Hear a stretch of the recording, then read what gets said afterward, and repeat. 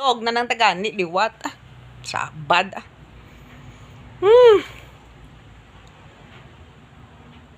Bad ang misyo. Na-stress ako. Na-stress ang lola nyo. Hindi ako makamove on. Nag-block man ko. Kaya ang gown ni Michelle Marquez di black. Alam mo si lola nyo, mahilig ni sa black. Ang hilig ko gid nga color sa mga dress ko before is black and white. Ay, nako, Miss Philippines. Ay, nakaka-stress talaga. Sige na lang. Ay, nako.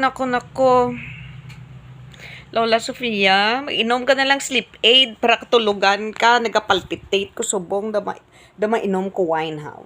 May wine pa ihanto sa fridge. Amo nang budlay kay Lola Sofia nyo kay madamdamin talaga. Hindi, naugot lang gid ko kay very deserving gid ang Philippines. Kung hindi siya deserving, just like last year, nang pinadla si Celeste Cortez, hindi ko gid to siya bet. Balang hindi siya maka-placed. Tapos yung si Rabia, okay si Rabia. Siyempre Ilongga, di ba? Pero gwapa. Pero kinanglan abi balaan sa Miss Universe na iyaw.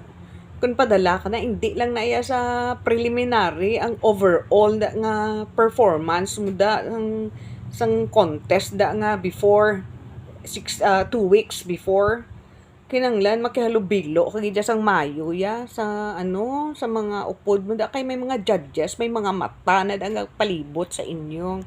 Pareho kay Patricia magtanong, di ba?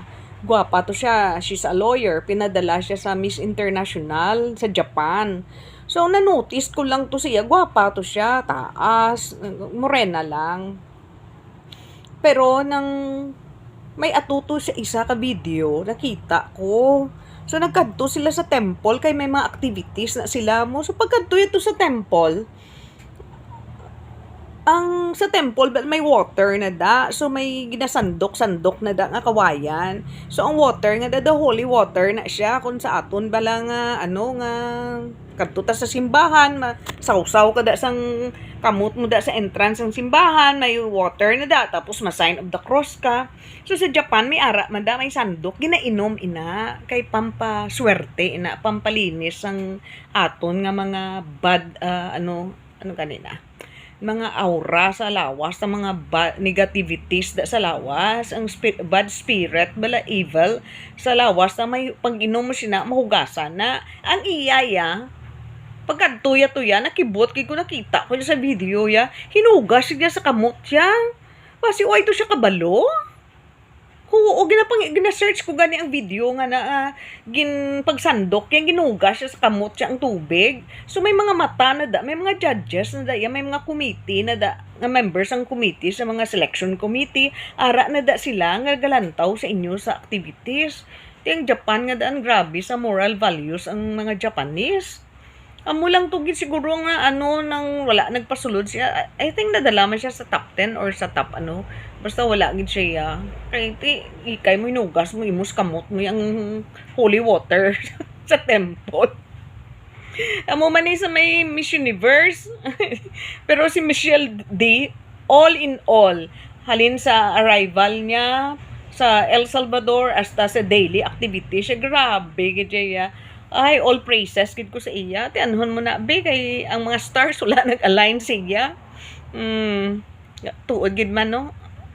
Beauty, ara ka na. Glamour, elegance, ara na tanan sa imo. Ang wala lang nag-align sa imo is ang destiny, it's the fate. You know? Amo na siguro, no? Destiny. Okay guys, si Lola nyo, yung destiny ni Lola, makapamana pa ko ihan. Makakita pa ko ng view. Sa edad ko nga 62. Ay, ampot na lang kay Lola nyo.